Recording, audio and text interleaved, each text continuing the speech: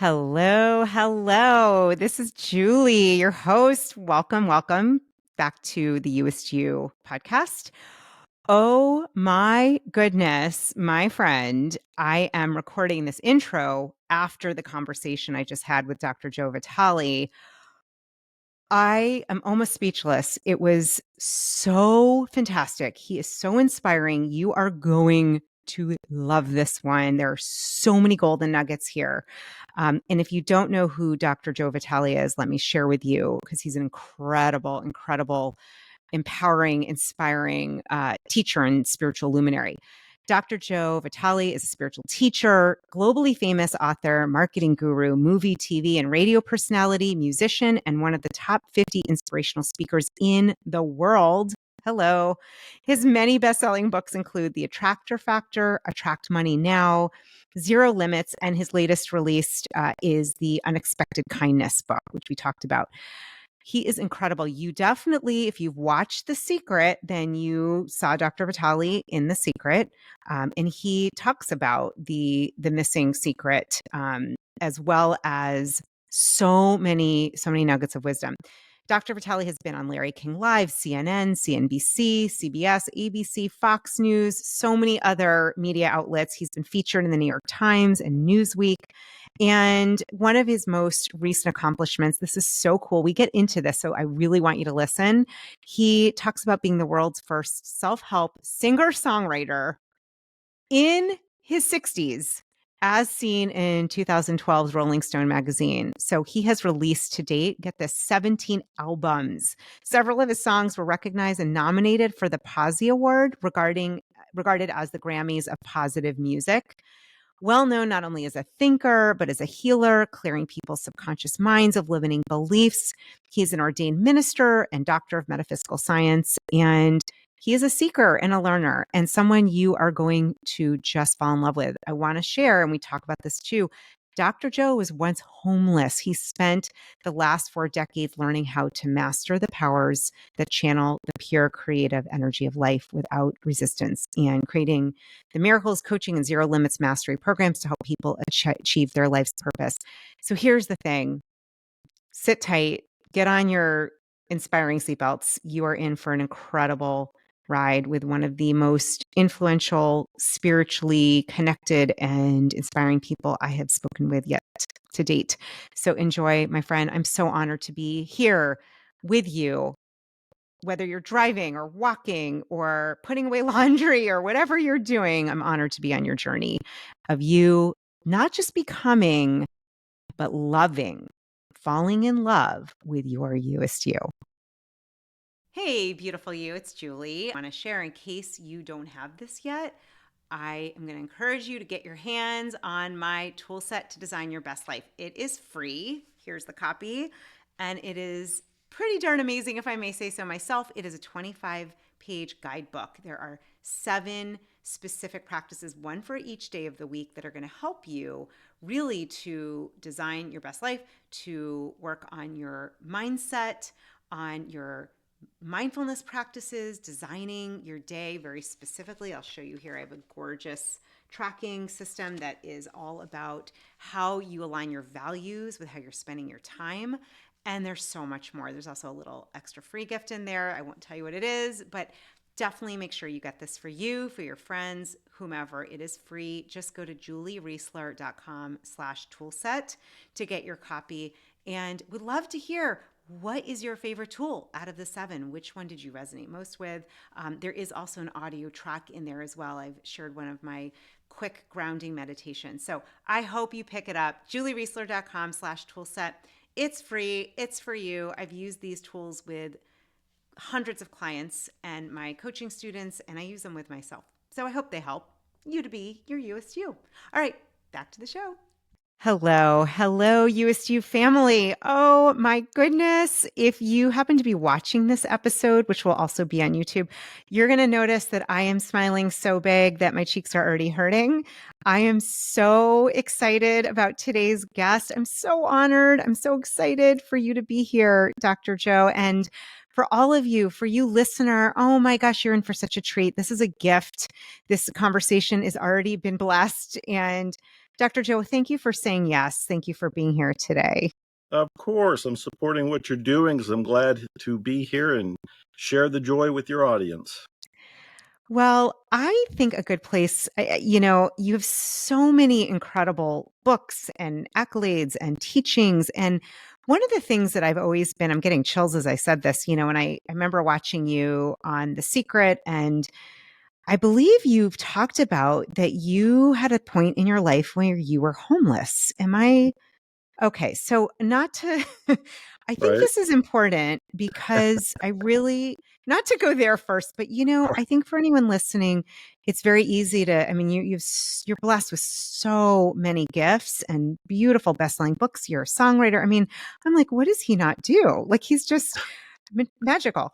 But I know it wasn't always that way. And I think it's helpful for people to hear a little bit about your story. So if you're Mhm. willing just to share maybe where you were at that point and how did you get from being homeless to all that you've created and who you are today?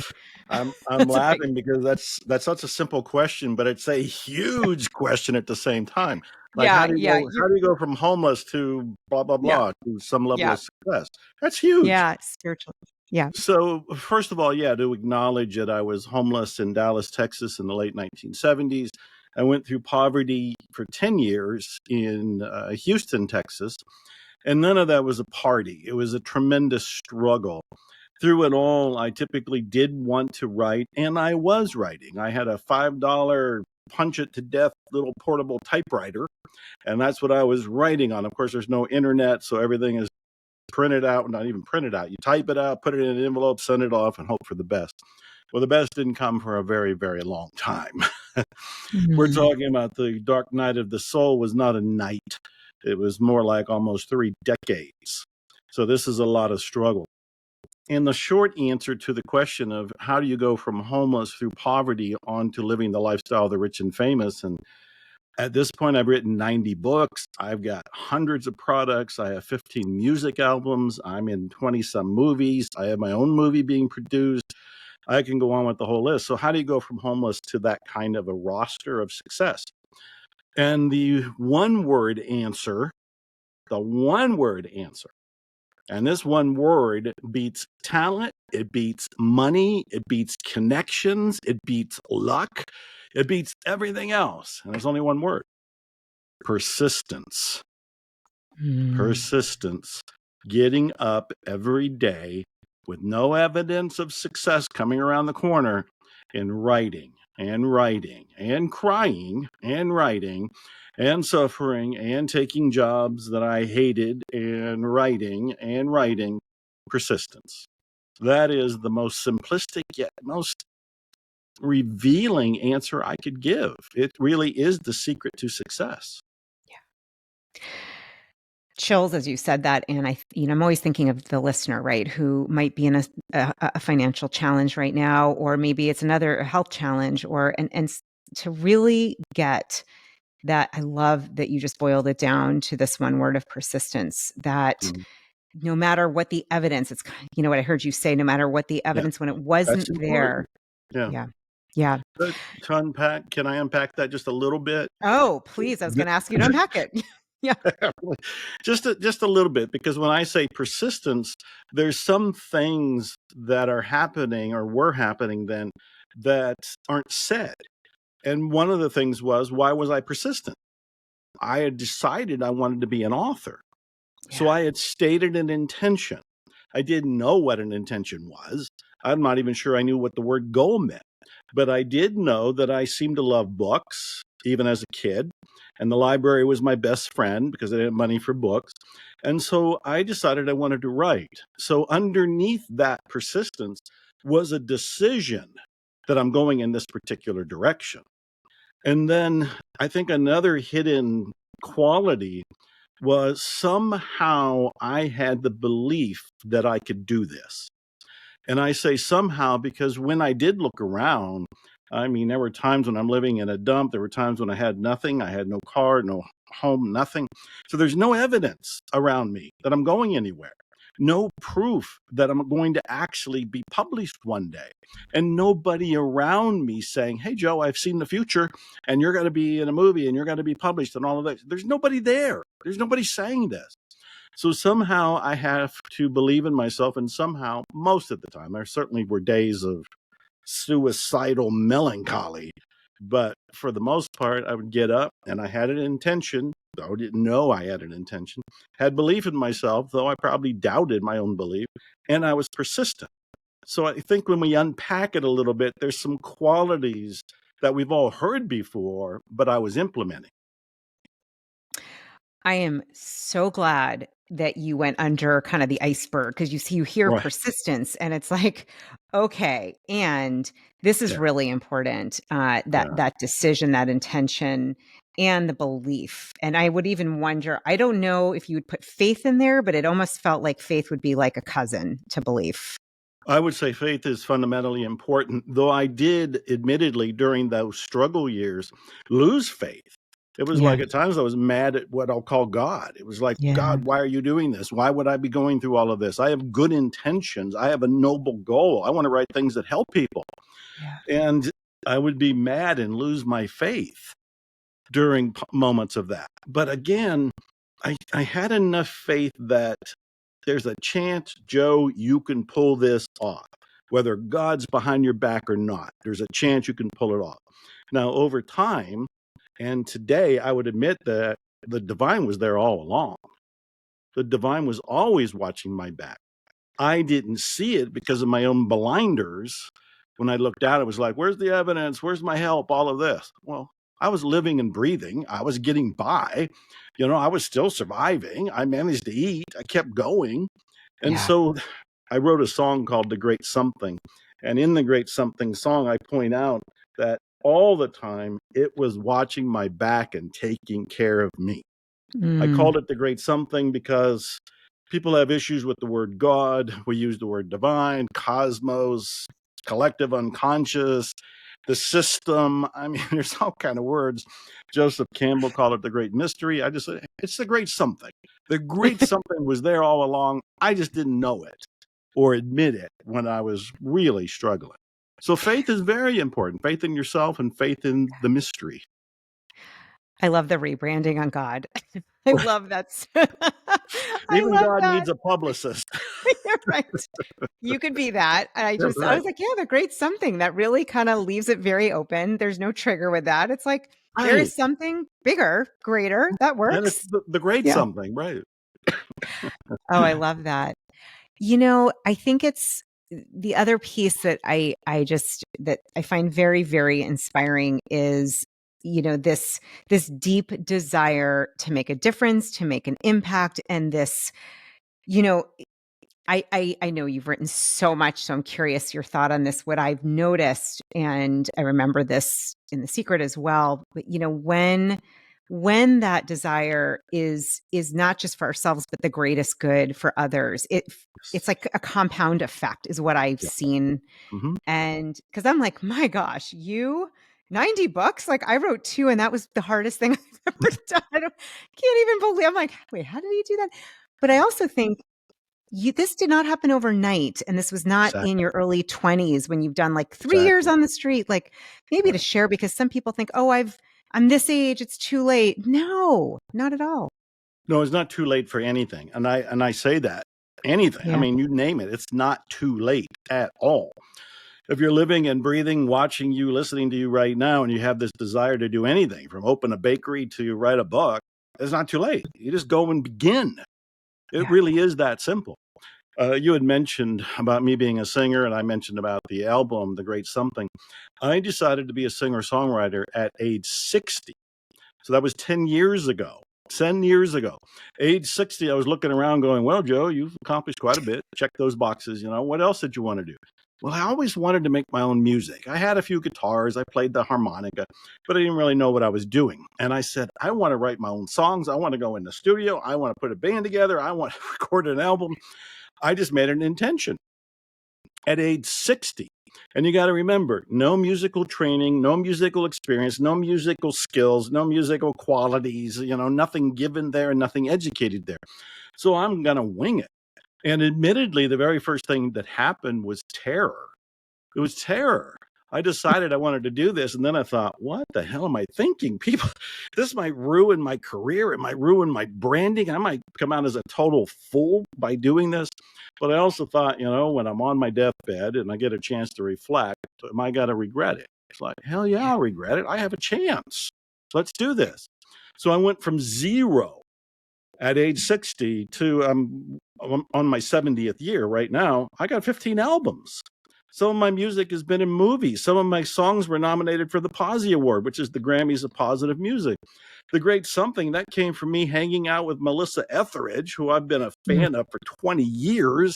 And I'm in her house having a private lesson with her and saying, hey, I want to write this song, blah, blah, blah. And she really was the one to acknowledge, that Great Something, that's a great title. And I went with it. Oh my And so gosh. all of this and more came from age 60 to now. And even now, I'm looking at doing other things. I can go on with all kind of goals and to-dos and explorations, and many of which would be new things I have to learn. And my point is, I don't think there's any restriction. I don't think if you hit I met a guy when I was in Folsom, California. He looked like he was 60. He was 90 years old running an antique business. And I really loved the guy, and I loved his energy, gentle and wise. And I filmed him for a couple seconds with his permission and said, you're age 90. What kind of advice do you have as we go on? Because I'm 70, I'm going that direction. And he basically said, keep busy. Don't sit in front of the TV. As soon as you do, everything starts to fall apart and decay. And here he is, 90 years old, running a business in Northern California. So I don't think there's any age restriction. You got some. If you have a goal, just get up and start doing something in the direction of it. That story is, I literally, if I could, I would just leap across the screen and like give you the biggest high five and hug. Nice. That is so inspiring. I just, what came through me, Dr. Joe, is like, oh my gosh, the Great Something is strutting its stuff through you. Like you. I love that you use the word strutting. My very first album was called Strut. And Oh my gosh, no I, way. I had a collection of sports cars at one point, and I got the license plate that said Strut and put it on the back of this super hot car that I had. And it was kind of the mentality. It's like, I'm bringing the divine through. And in many ways, the divine does want to strut, but through you. Yeah. It's not strutting off in the distance somewhere. It is doing it through you. It's doing it through me. And so again, whatever that little knock is inside of somebody, it doesn't have to be a dance like strut. It can be a very quiet, create coloring books for kids that have affirmations in them. I don't know. I'm just making this up. But the idea is the divine is the one planting the seeds. The divine is the one that is living through us. And you had mentioned me writing books. My first book was 1984. And in 1984, I did not know I'd be writing 90 books. It was tough enough to get one book done and to get one book published. Yeah. To think I'm going to write another one or 5 more books or 10 more books, 90 books? That's mind blowing. Even now when I reflect, it's like, did I really do 90 books? I hear you on that. But over time. Yeah. Yeah. I think, oh gosh, this reminder, and someone else, I'm sure I don't know if you've met her, you of course knew Louise Hay. I remember reading about her starting her Hay House like in her 60s. And right.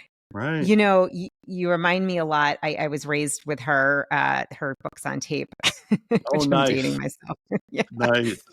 And when you say this, like I hope hopefully you are not only still listening, I'm just talking to you, listener, but really getting you, Dr. Joe, you did not have training. You didn't even know you could sing. I mean, and you said, I'm going to do this. Right. And without knowing exactly how. And now, I mean, it's gorgeous. It's so inspiring. It just, what it reminds me, and this is the whole idea of your Youest You, right? Is we allow that great something to express, and you are just a real shining example. I've always felt this about you, and I really appreciate that. Yeah, in your 70s, like it doesn't matter age, like any time anytime Right. you want to try something new or to go for it, to go for what's Mhm. on your heart. And yeah, 90 books, I'm still getting my head around it. I say my mind is blown because I don't want it to be blown, but I do Right. it's, it's glowing thinking 90 darn books. You Actually, I know, would love oh yeah, go ahead. well, it's all relative, because one of the people who inspired me, especially early on, was Bob Bly. And Bob Bly has written over 100 books. And so I see him writing 100 books, and he said his model of achievement was Isaac Asimov, who wrote 500 and some books. And so when I sit here and I go, I wrote 90 and they did 100 and 500, I feel like a slacker. It's like, I haven't done anything. I got to write some more books and I better hurry up. You know, it's all relative. If you've It's written all 2 books, relative. my God, get your standing ovation, do your strutting. If you feel like writing another one, write another one. But it's Yeah. not about the 90 books. It really is about, as you pointed out, that the vine is the one planting the seeds of desire in us.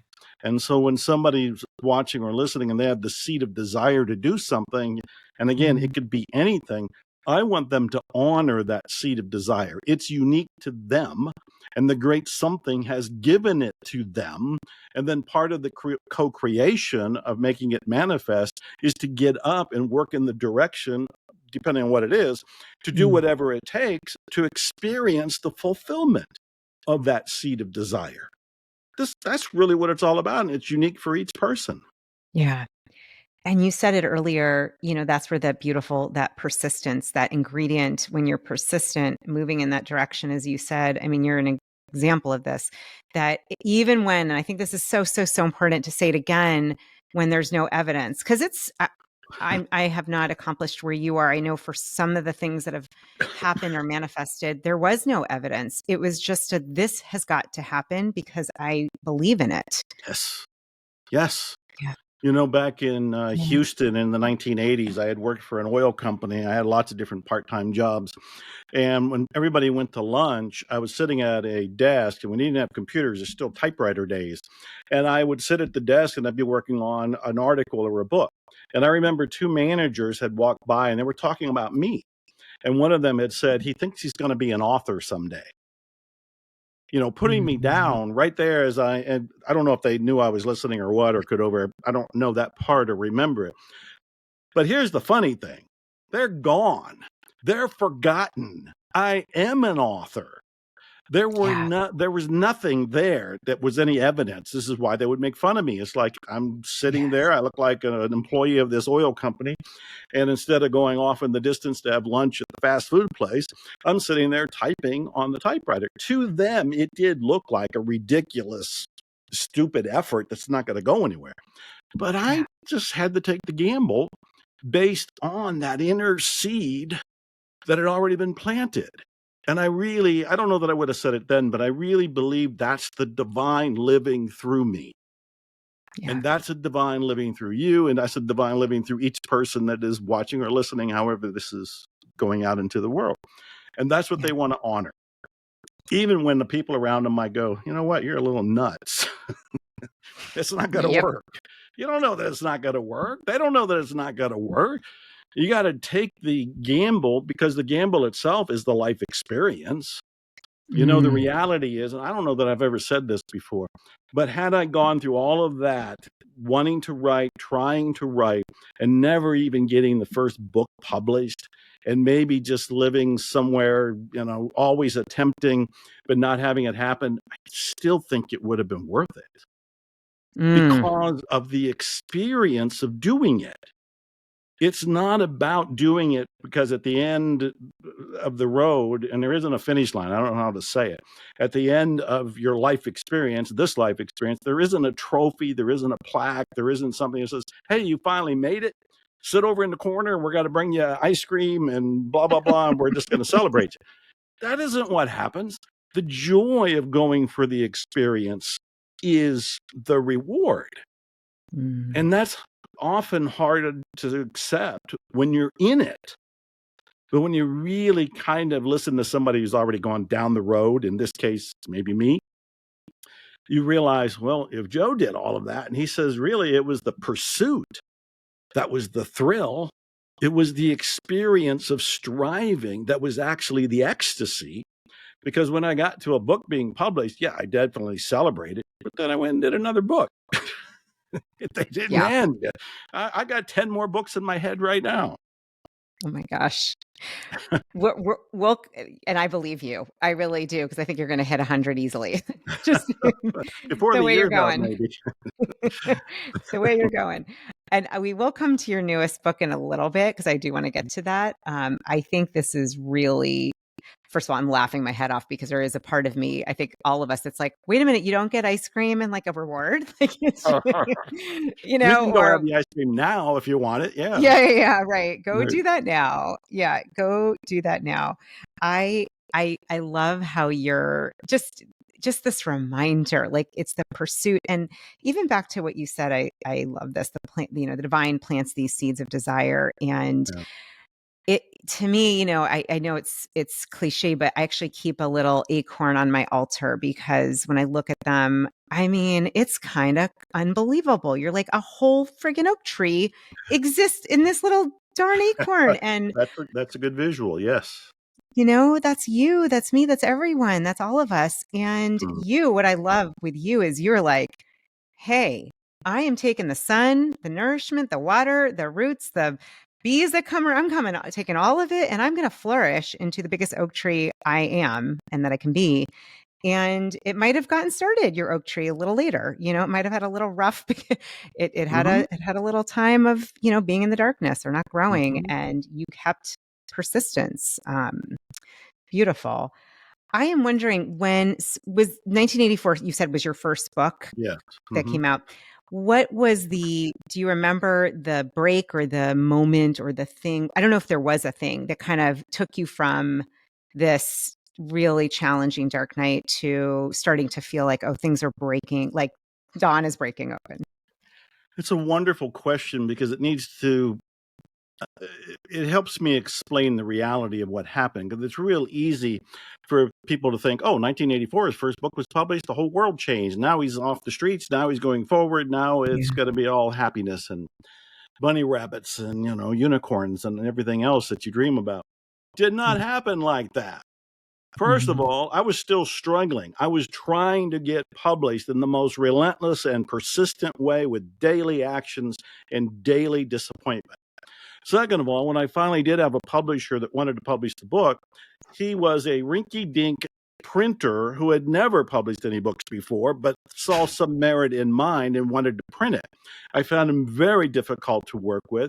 When he finally did print the book, he printed 500 copies of it, which is not a lot of copies of a book, even back Yeah. then. And then he didn't know how to market the book. And of course, I didn't know how to market the book. So I had a book, but nothing to really celebrate.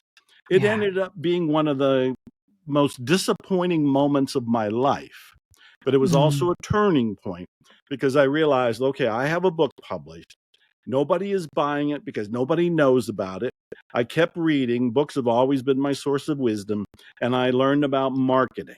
And it said, hey, if you learn marketing and publicity and advertising, you can use it for your product, which in this case was a book, and then maybe you could sell it.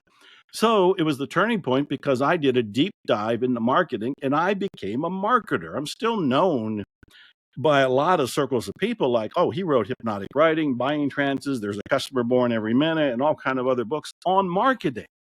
So I established myself as a marketer because of the, we'll put in quotes, failure of my first book. I needed a marketer, so I became a marketer, and my first client was me. Mm. So I was still digging out, but I found kind of a gold vein there, because by becoming a marketer and marketing my book, and I did start to sell it and everything, other people noticed me. And they would say, they were authors usually or speakers, and they would say, what are you doing to market your book? And then I would tell them, until somebody said, don't tell them, you're a consultant, charge them, then tell them. Now I'm in a whole new business. Wow. So all of these pieces, and I think it's useful to look at this, because everybody thinks it's black and white. You get published and then you're famous, or you appear in a movie and now you're rich. They think everything just kind of clicks in some sort of logical way. It almost never happens that way. It almost always happens in these random puzzle popping pieces that you can't predict. But as long as you keep acting on the different pieces coming in front of you, things start to connect and they start to align, but usually not in the way you expect. I've often told people, when I was struggling in 1984, I didn't see the internet coming. I was lucky enough to be one of the first on the internet in the mid 90s. I wrote some books on doing internet marketing, but I didn't see the internet coming. I didn't see the movie The Secret coming. I didn't see that I would be in the movie The Secret. Who could have predicted that? Who could, even if they predicted, hey, there's going to be a movie in 2006, it's really got to impact the entire planet. And by the way, you're going to be in it. They're like, no way. I can't imagine that. I can't predict that. So a whole lot of what we do when we go through life is based on what we do in the moment. We follow our passion. We're watering the seeds giving to us by the divine, by the great something. But we don't know how it plays out. Even now, as I sit here, and there's so many things I want to do and so many things I have to decide on doing, I can't see the future. Right now, people are talking about artificial intelligence, and some are terrified that ChatGPT is going to take over the world and we're all going to become mindless slaves to automation. And then I didn't see it coming. Nobody else saw it coming, and we don't know what it's going to do. It's just, we got to be in the moment. We got to live our lives based on the passion and the calling and the seeds coming from the moment. I haven't been able to predict anything. I'm a terrible futurist. I so appreciate you saying that. And this is what's so important, because it's very easy to look at now and kind of look back. But what you're really saying is, you didn't know any of this. You did the next right thing. People Right? call good orderly direction, right? Like, that God stuff I that can God. tell you so many stories of how things clicked in to Yeah. make something big happen. But it's Yeah. after the fact I can tell the story. Yeah. Before the fact, I can't predict what's happening because I don't know what piece of the puzzle is going to domino into the next piece. Yeah. I'll give you a quick story if you don't mind. It's just Yeah. I coming was gonna say, coming to my head please. right now. Love it. I get asked to speak from time to time, and this was before the pandemic, so I agreed even more often to speak. And a friend of mine said, I'd like you to speak at a small informal group that I have. There's about 15 people in it. It's over a luncheon. He says, you're not going to get paid. You can't sell any books there. I don't want you to doing any selling about you personally. He says, but I'll buy you a hamburger after. And I'm like, why in the world would I do this? But I thought, it's a friend of mine, I kind of owe him. So yeah, sure, I'll go. So I drive to Austin. I go to this event. They're nice people. I get my little song and dance. I talk for a little bit. They ask some questions. And one woman there, who's a big, beaming fan of mine, has been in the music business for decades, promoting big events. And she says, I love your music. I love what you're doing. If you ever want to perform on a big stage, I can get you to open for Madonna or Huey Lewis in the News. And she was dropping names, and I was freaking out. First of all, I'm not ready for that. And second of all, who are you? That woman ends up becoming one of my best friends. I do agree to let her promote me. I do my very first live Dr. Joe Vitale and the Band of Legends in downtown Austin at a nightclub that she sets up. I'm terrified of doing this, but I do it anyway. Face your fears. My band is totally supportive, and they are the Band of Legends. We have a wonderful night. I got a standing ovation. So one of my dreams comes true. This is all from going to this event where I'm not getting paid, and I could have just set up yours. I'm not going. I'm not going to waste my time here and get a hamburger. I don't even want a hamburger. But I do it. I meet this woman, transforming experience. Doesn't end there. At the event that she promoted, a woman in the audience comes up to me and she says, I really love your style and your performing. She says, I'm a movie director, and I got this part in a movie that I'm filming that you might just be perfect for. And she said, have you ever done any acting? And I said, well, in the first grade, I was one of the three little pigs. I said, that's all the acting I have, but I'm game. Oh my I'll God. say yes. She hired me. She hired me to be in her movie. I was filmed for the movie. I am in the movie, and the movie has won an award. All of this, and there were other connections, but all of this is coming from the unknown. You say yes Mm. to something like, well, I'll go speak for a friend at lunch, but you don't know who's there. And then when you do that part, you don't know who's at the next event that you're doing, in this case, me performing live. That's how life unfolds. You're following your passion. You're saying yes to the opportunities, even when they're scary. And then over time, things start to connect. And you can look back and go, oh, that story led to this story. My doing this led to this happening. Now it makes sense. But when you're sitting here in the moment, you cannot predict ahead. That is an awesome story. And you know what I specifically love is this is important because I think sometimes, especially those I know many that are listening are entrepreneurial in spirit. You know, it's like, well, I got to get paid for that. Or, you know, you Yeah. said, I mean, it was a hamburger, Right. which is so funny.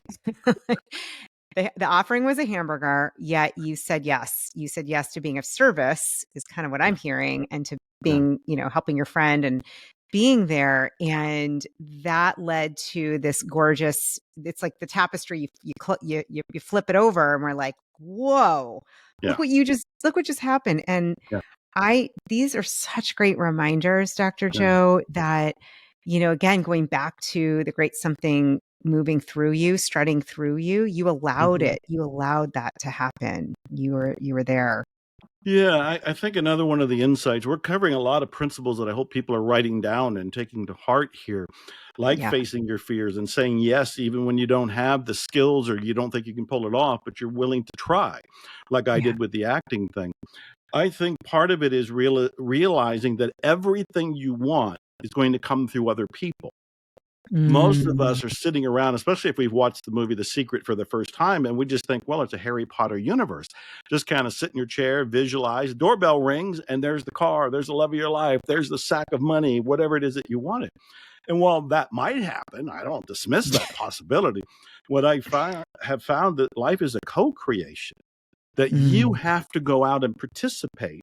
Much like I said yes to a speaking engagement, and I could have said no, but if I had said no, I would have dismissed, I would have closed the door on a life path that had some pretty cool things in it and may still be evolving. So we have to learn to put ourselves out there, even when it's uncomfortable and even when we don't see the payoff. Yeah. Oh, Instead of looking for the financial payoff all the time, we look for, yeah. is this good karma? Is this, do you win good Mm. karma points by doing it? That kind of a mentality. Thank you for that really important reminder. And I will just say, I always take notes. So there are show notes, and you should be taking notes too if you're listening, because there's like so many nuggets. I literally, they're like golden nuggets everywhere in this conversation. I'm like, oh my gosh, I'm already on to the next piece of paper. But that's an important piece around what you just said is when you don't see the payoff. Again, it goes back to the persistence, to your belief, to your desire, to saying yes. And you know, it's funny. One of the things, I don't know if you've done this. I did this because I had started a business like from nothing, literally from zero. And I just wanted to like see how everything had connected. This was about 5 years in. And I started making a tree that like connected all of the amazing things that had happened from going, like what you said. And it Mhm. was really helpful to see it visually. So just a visual version. But I really, this story, I mean, I think it's hysterical that you're like, yeah, my acting is like first grade 3 pigs. Were you like, which pig? I mean, maybe that was it. That's all we needed. Right? I don't even remember. I was one of the overweight pigs. That's what I remember. Yeah, that's the part they needed at the time. Right. That's hysterical. What was it like for you being in The Secret? I mean, because you Wow. mentioned that, and that movie, I mean, God bless that movie. It Yeah, changed the right. landscape for millions and millions of people. It still does. I watched It it still often. does. Yeah, Yeah. it still does is correct. The movie came out in 2006, and it hasn't looked back. It is still traveling around the world. I still get invites to speak in different countries, some countries I didn't even know existed, because they're seeing the movie and they're being inspired. Yeah. And I'm so grateful because I've told people, whether I was in it or not, go see the movie and tell other people to see the movie. Yeah. For me personally, it was another one of those things where I almost said no. It was almost like the hamburger at lunch experience, because I'm Mm. thinking, what am I doing this for? When Rhonda Byrne called me, which was probably in 2005, and back then I was answering my own phone, so I got the call. I didn't even believe her. It was like, I heard from people with dreams and ideas, and she wants to make this movie, and she's in Australia. And I was polite, and I said, yeah, if you get everything together, give me a call, and we'll do it. I never figured I'd hear from her again. When her sister called saying, we are filming the movie and we're filming almost everybody in Denver, but since you're not in Denver, we want to fly you to Chicago. We're filming a couple people in particular, and we want you there. I almost didn't go. I was really busy at the time. I don't even know what I was busy with, because now it's Yeah. all gone in my head. It was like, it must not have been that important. But I was so busy, I almost said no. They said, look, we'll fly you first class from Austin to Chicago. We'll keep you for 2 hours. We'll put you back on the plane, and you can go right back to your home and go back to Austin and go back to work. I said, all right. And that's what they did. And they filmed my part in a hotel room. Rhonda's sitting on a bed, and I'm in a chair, and they got lights crowded in this. It's really a hotel room. Lights crowded there, and she had a yellow pad. I never knew what the questions were. And so I was kind of forced to be improvisational and trusting. But I'm going Yeah. to tell you, it was what they call in music being in the pocket. Everything was Mm. flowing. Everything was flowing. I loved the moment. I loved her. I loved everybody in the room, the makeup artist, the engineering people who were super quiet. Everything was great. And it just seemed like whatever she asked, I had an answer. But the answer was coming not from Joe, but from some divine something speaking through Joe. Because it Yeah. really seemed like there's some parts in the movie that people even quote today, like, you're the Michelangelo of your life, the David that you're sculpting is you. People quote that all the time. Where'd that come from? On the spot, I just said it. It wasn't Yeah. rehearsed. It wasn't written. There wasn't a cue card. In the moment, it was like, at the end of the interview, Rhonda had asked everybody in the room. She said, does anybody have any questions? And one engineer who had his headphones on, he was holding the mic, he never said a word, took the headphones off, and he says, I have a question. And he said, if we all start going for stuff, won't we run out of things? And Oh. I said, turn the camera back on. I already had my answer. And the Mm. answer is in the movie when I say that life is like a catalog and you go through it saying what you want, but we all don't want the same thing. I'm a car guy, but the cars I want are probably not the cars you want or many of your listeners want. So we're not going to run out, because even if everybody said, I want a Twinkie, well, they'll just keep making Twinkies. They're not going to run out of Twinkies. So the whole thing was very magical. But again, nobody in the movie, including me, knew that it would actually take off. It was the excitement of being invited to be in a movie. At that point, I'd been on TV a few times for my business books, but not in any movie. To be invited to be in a movie, that was flattering. That was self-confidence boosting. It was fun. Everybody was nice. Rhonda treated me and everybody that I'm aware of like royalty. And of course, we had to wait 6 months before the movie was released. But I was the one who was ready. The marketer in Mm. me had his email written. And every day I was waiting for the green light from Rhonda, just saying, go ahead, because my finger was shaking. I wanted to tell people I'm in a movie. And when she finally said it, I was the first to promote it because everything was written. I had already had it written and I've been sitting on it. From there, that was a sled ride through a hurricane because I didn't know I'd be on Larry King, let alone be on Larry King twice. I didn't know all these speaking engagements would come in. I didn't know that everybody and his brother would suddenly feel they could make a movie. And then they all want the key people in the movie that were in The Secret to be in their movie.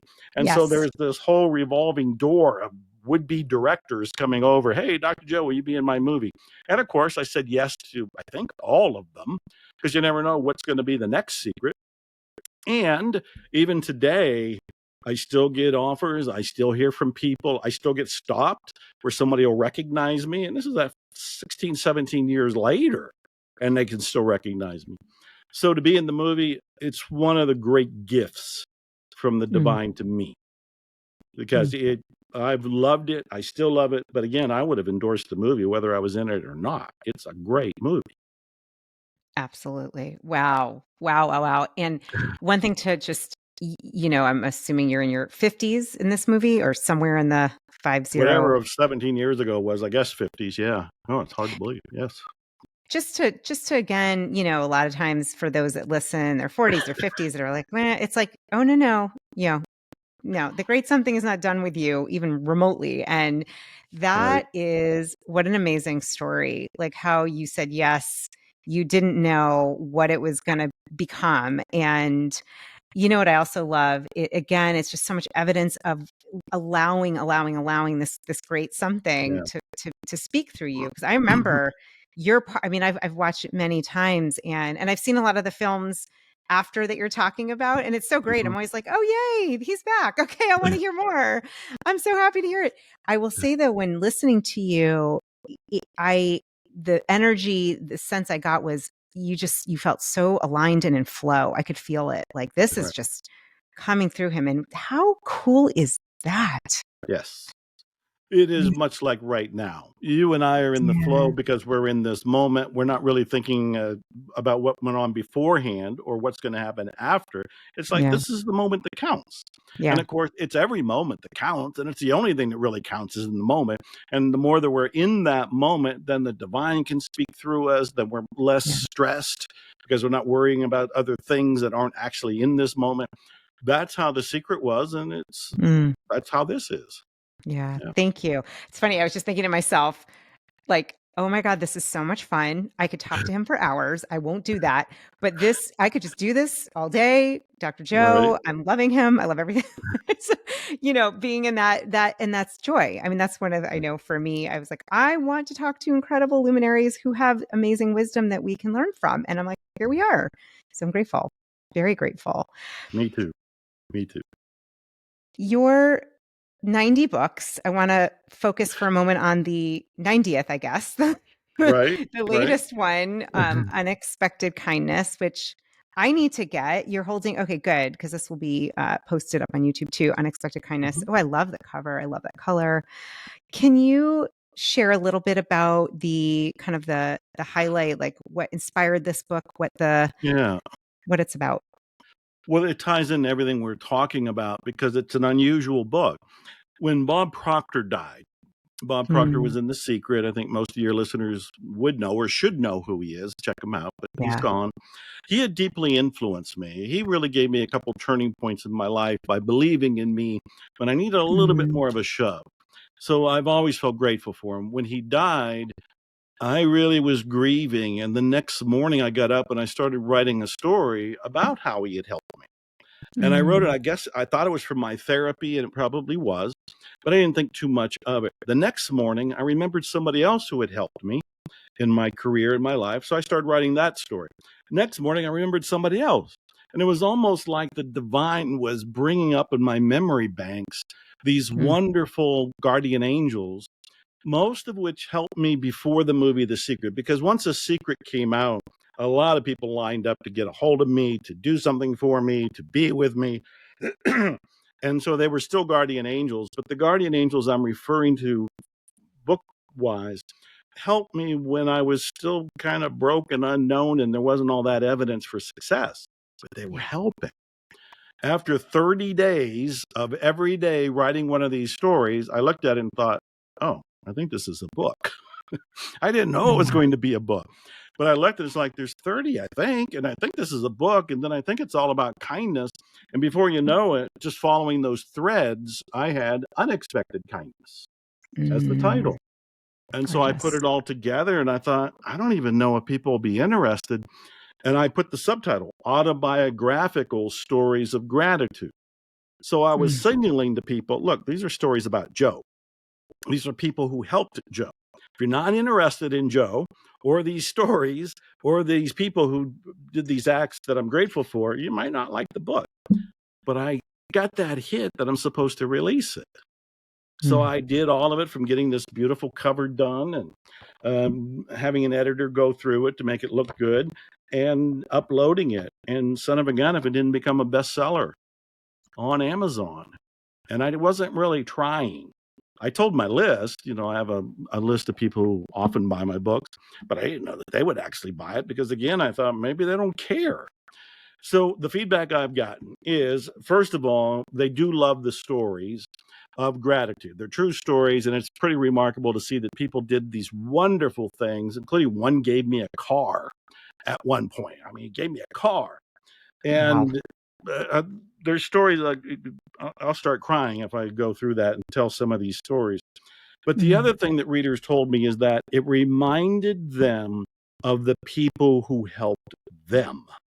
When Mm. I heard that, I thought, oh, that is the great gift of the book then. It's not about me. It's not about the people who helped me, but Godspeed to them and thank you for helping me. It's about the reader. They start to remember, oh, there were people when I was a kid. There were people when I was struggling. There were people when I was in college. There were people when I was broke. There were people when I was sick. And they help. And they often didn't get a thanks. Or they didn't get a reward. They didn't get an acknowledgement. They didn't get paid. They still helped. Yeah. That's the power of unexpected kindness. And I've even Mm. made a few Instagram videos where I said, look, I got the solution to the world problems. It's one word. It's kindness. We argue Yep. over everything else. We argue over religion. We argue over politics. We get into fights about medicine and alternative, and it just goes on forever. But we all know what kindness is. And we can do kindness without it being religion, without it being philosophy, without it being politics. It's the human experience. We know what it's like when somebody's kind to us. We know what it's like to be kind to somebody else. So I've been saying, look, whether you read my book or not doesn't really matter, but be kind to yourself and be kind to other people, and we can elevate the consciousness of this whole planet and bring some peace to it. Hallelujah. Amen. And so it is. Aho. I mean, anything I can say to say, I like preach that. I love this so much. There's a quote, I don't remember where it comes from. It's some ancient text that says, kindness is the highest form of wisdom. Yeah. And I just, as I'm listening to you, it's like I can feel in my belly. I'm like, oh my gosh, yes, this, and it can seem it can seem simple, or it can seem like it's not a big deal. It is a big deal. And Yeah. we all can give it.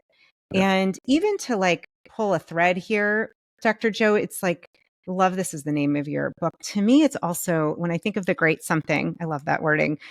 To me, it feels all loving and all kind. And so we're being that. And you're Mhm. just like, again, the great something strutting. It's like kind stuff. Like it just comes through you. And I'm definitely going to get this book. Are you kidding? I mean, hello.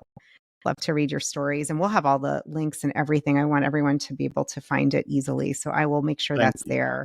Thank you. Absolutely. Oh yeah. No, I, you know, so before we end, I usually ask, this is I don't know, I like this little idea of like, there might be, I call them heart flares, like your heart Okay. has a little flare, like something it wants to say. Maybe I didn't ask you a question, or there's a intuitive word of wisdom or something that's just coming through you. I always like to say, is there a heart flare that is wanting to be shared with us? Because you've Mm. already said so much, but just to give you that moment, if there's anything that you still feel is there in your heart. I do have one thing, and it was a story related to some of the things we were talking about earlier, particularly about taking action and accepting opportunities when there's no evidence it's going to go anywhere, there's no payment for doing it, and you even wonder, why would I say yes to this? But you say yes anyway. A year and a half or so ago, I was invited to have my own online TV show. Lux Media Studios was starting a new network, and they came to me. And I immediately didn't want to do it because I thought, well, this is an obligation of at least once a week. But then I started to get excited thinking, well, I'm going to pick who the guests are, and I'm going to pick authors that I want to know something about, or speakers that I'm very curious about, or philosophers or leaders. I'm going to pick the people that I get to pick their brains. And how cool was that? But the punchline is they weren't offering any money. There wasn't any real perks to it. It was a new studio, so they're basically starting from scratch. And in fact, they were using my name to kind of lift off their own studio.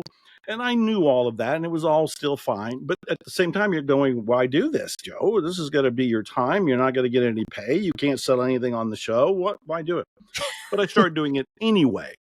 One of the people I interviewed early on was Russell Brunson. Russell Brunson is a superstar on the internet. He's worth $40-some million. He's only 40-some years old. He's the guy behind ClickFunnels, which is a marketing tool that's worth about $1 billion.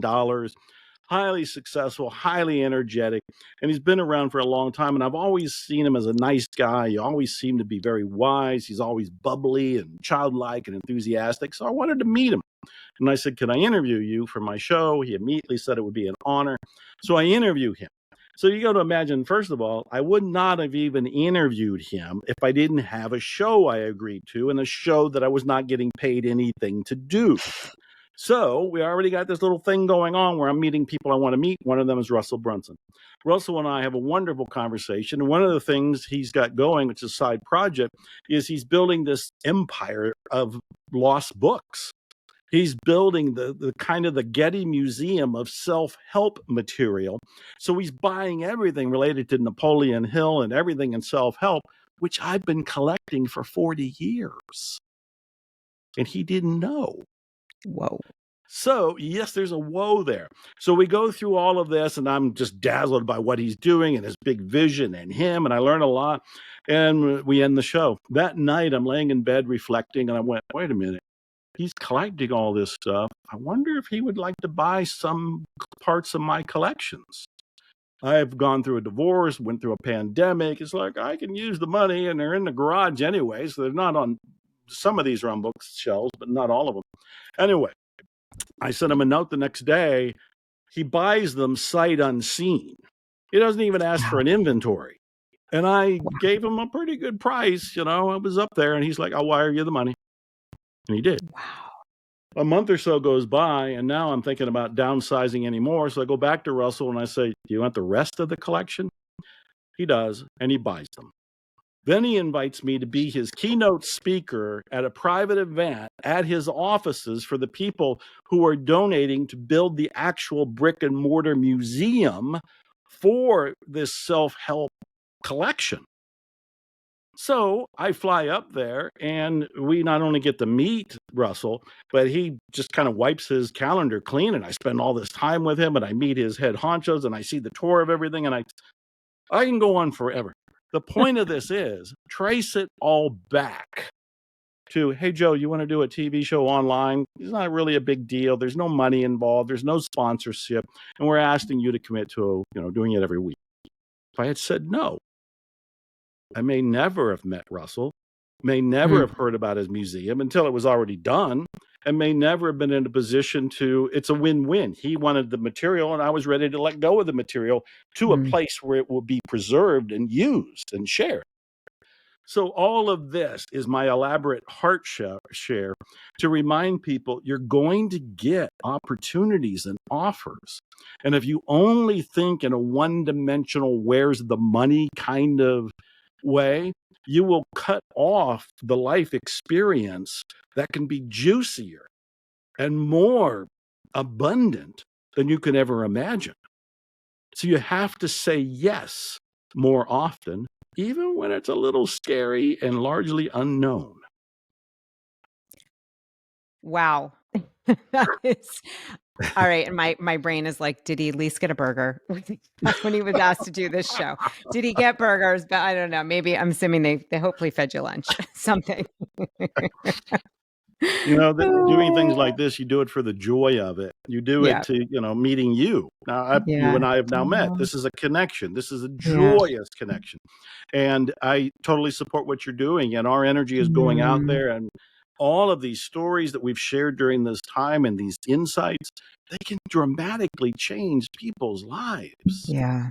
Yeah. That's why we're doing this. Yeah. It's not about the hamburger or whatever. It's not about the hamburger. Let me tell you something. No, it's not. And you brought tears to my eyes. This is exactly why I, do this and why you're here. And, we don't even know. It's what I love. Like whoever's listening, my gosh, I told you in the beginning, you're in for like a super duper great something treat. And Dr. Joe, I cannot even begin to say how grateful I am for you choosing to say yes to allowing the great something to come through you. It takes courage, it takes something, and just being a stand for like complete inspiration, empowerment, and just anyone that's listening now or whenever, it's like you can do it. Say yes. There's going to be fear. Let the great something come through you. And you are a walking, miraculous example of that. And I really, from my heart to yours, I love and adore you, and I appreciate you. And I thank you so much Oh. for sharing, your wisdom and your heart here. Well, I can't wait until part 2. And so it is. I'll send you a Thank burger. you. All right, here's a virtual burger. I love Virtual that, burger. and I love you, and I love what you're doing. So thank you for the honor of being here, and we can do a part 2 whenever you like. Thank you so much. And I just want to say to the listener, thank you. We are sending our love to you. I'll speak for you, Dr. Yeah, Joe. yeah, We're yeah, sending our love to you. yeah. Please, please, please take these gems and apply them so you get to be your Youest you. You get to really allow the great something to come through you. That's what it's about. And we can raise our consciousness together when we each do this ourselves and collectively. Much love. My friend, I'm so grateful and honored to be here with you on your journey and being your Youest you. Thank you for watching this episode, for being part of this incredible community and this mission to really step into your light, to your highest purpose. I believe that as we all do that, we all can really be our best selves and uplift consciousness in humanity. So thank you. I also wanted to say that if you are looking for greater support right now, maybe you're having a health concern, or you're looking to really step into that next version, best version of yourself, please come connect with me, whether it's for more resources or coaching or guidance. I would love to support you in any way that I can. Just go to juliereisler.com. You can book a powerful one-on-one breakthrough session there. You can connect with me. I would love to meet you. I'd love to hear how I can be on this journey with you. And before I forget, if you'd like a little more of this good vibe tribe and would like to digest these episodes with a high vibe community, just go to Facebook and look up the Youest You podcast community. You'll find us there. Love always. And thank you so much for taking the time and energy to truly stepping into your authenticity and being your Youest You.